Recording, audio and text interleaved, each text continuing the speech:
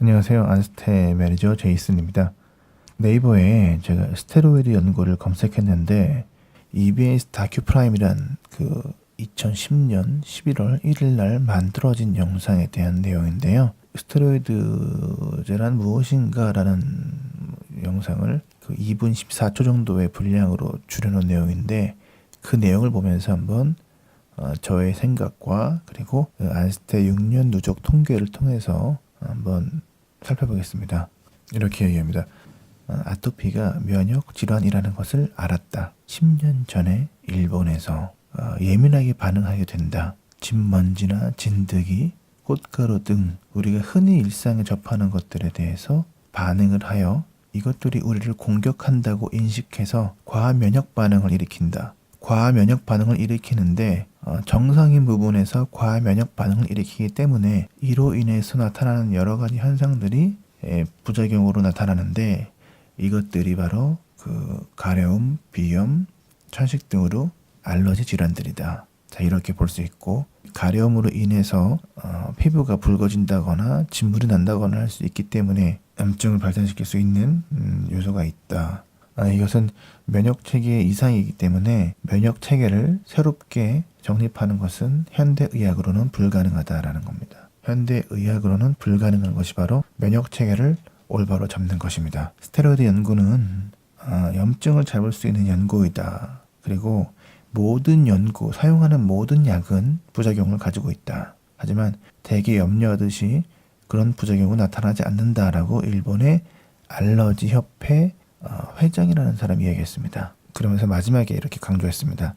약을 사용하기 전에 부작용을 정확하게 이해하고 사용해라. 네, 이 문구는 사실 우리가 다 망각하고 있는 내용을 다시 한번 짚어준 것입니다. 아토피는 면역 질환이다. 맞습니다. 면역 질환입니다. 그럼 면역은 무엇인가? 이것을 이해하는 게 먼저 필요할 텐데요. 면역은 바로 살아가기 위한 본능이라고 저는 생각합니다. 이것은 동물이라는 것을 얘기하는 것입니다. 인간은 사회적 동물이다. 이 마찬가지로 이것도 인간이 만들어내는 것입니다. 제가 이야기하고자 하는 것은 인간은 사회적 동물이 아니라는 것을 먼저 말씀드립니다. 살아가기 위한 본능은 강아지나 고양이만 봐도 그들이 우리의 행동에 어떻게 반응하는지 우리가 쉽게 느낄 수가 있죠. 그들이 우리를 회피하는지 도망가는지 겁내하는지 바로 이런 것들이 그 인체의 어떤 센서라고 볼 수 있는데 그 센서가 문제가 생겼다라는 것이 바로 면역 질환이다라고 인식하는 게 좀 일반적인 반응은 어떤 것이냐면 이런 진먼지나 진드기에 반응하지 않는 것이 일반적인 반응입니다. 왜냐하면 이것은 우리가 함께 살아가고 있는 생태계를 구성하고 있는 물질들 중에 하나이기 때문이죠. 그런데 이런 것들이 반응한다는 것은 바로 생태계에 반응한다는 거죠. 이거는 바로 동물적인 것이죠.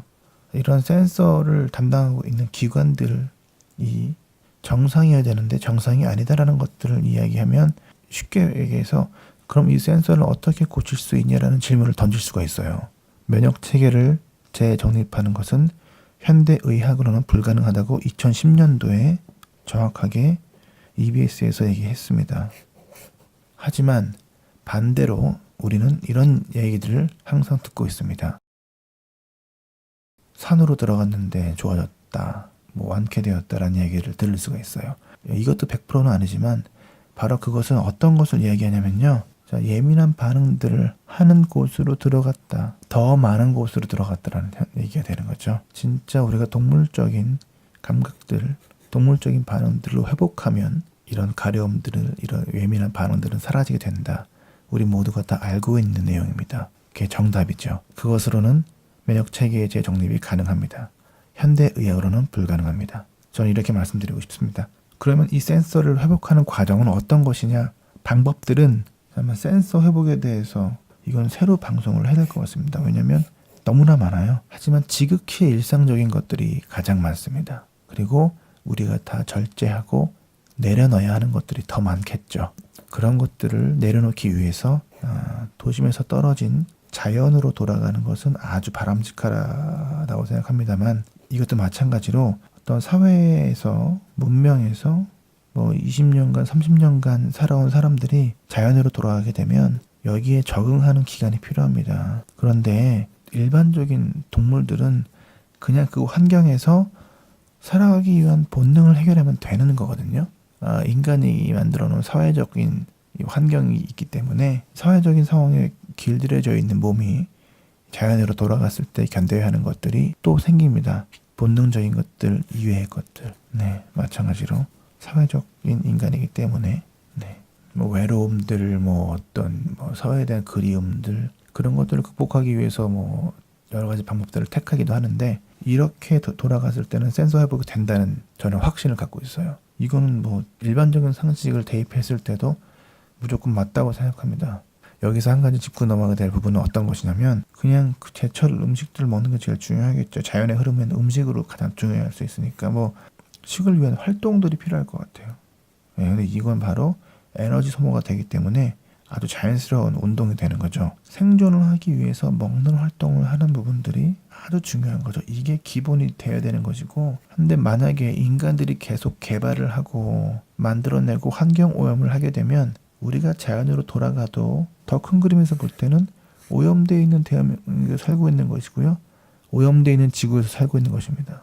자연으로 돌아가서 지금 우리가 얼마나 보이지 않는 존재인지 알 것입니다. 자연으로만 돌아가도 센서가 회복이 되는 존재인데 우리가 이걸 인식하지 못하고 무심코 버린다거나 에너지 낭비 활동들을 막 한다는 것은 사실은 굉장히 위험한 겁니다. 우리가 내 아이들을 위해서 또 우리 후손들을 위해서는 환경 오염 및 또는 이 지구의 회복을 인식하고 살아가야 된다는 것은 정말 필수라고 생각합니다. 이제는.